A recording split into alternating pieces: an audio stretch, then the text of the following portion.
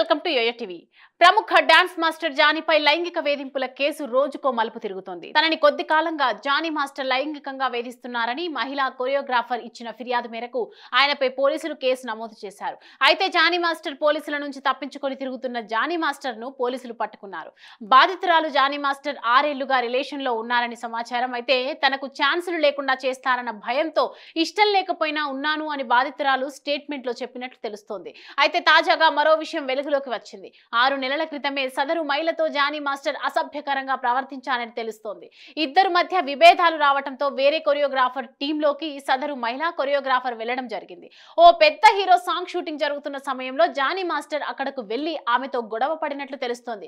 గొడవ పెద్దది కావడంతో వీరిద్దరిని ఓ తెలుగు ఇండస్ట్రీకి చెందిన స్టార్ దర్శకుడు పిలిపించి మాట్లాడినట్లు సమాచారం. వారిద్దరిని రాజీ చేసుకోవాలని సదరు దర్శకుడు సూచించారట. కుదరకపోతే మీ పని మీరు చేసుకోండి, అంతేకాని ఇలా రోడ్డున పడి అల్లరి కావద్దంటూ వారిని హెచ్చరించినట్లుగా తెలుస్తోంది. అయినా తీరు మార్చుకొని జానీ మాస్టర్ ఆ మహిళా కొరియోగ్రాఫర్ ను వేధిస్తూనే ఉన్నారు. దీంతో విసిగిపోయిన ఆమె పోలీసులకు ఫిర్యాదు చేయడం జరిగింది. జానీ మాస్టర్ లైంగిక వేధింపులపై సినీ ఇండస్ట్రీ సీరియస్ గానే రియాక్ట్ అయ్యింది. దీనిపై మీడియా సమావేశం నిర్వహించి బాధితురాలికి అండగా నిలవడం జరిగింది.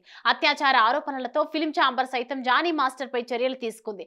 అతన్ని డాన్స్ అసోసియేషన్ నుంచి తొలగిస్తూ ఉత్తర్వులు జారీ చేసింది. నిజా నిర్ధారణ జరిగే వరకు ఈ నిషేధం అమల్లో ఉంటుందని ఫిల్మ్ ఛాంబర్ ఓ నోట్ విడుదల చేసింది.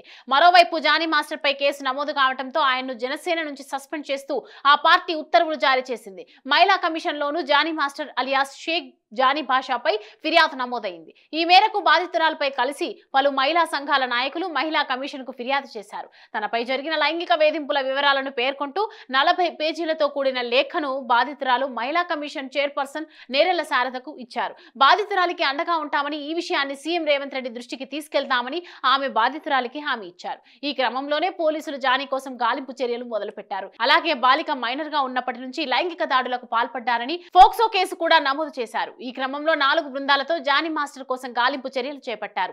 ఎట్టకేలకు ఫోన్ కాల్స్ ఆధారంగా జానీ బెంగళూరులో ఉన్నట్లు సైబరాబాద్ ఎస్ఓటీ పోలీసులు గుర్తించారు.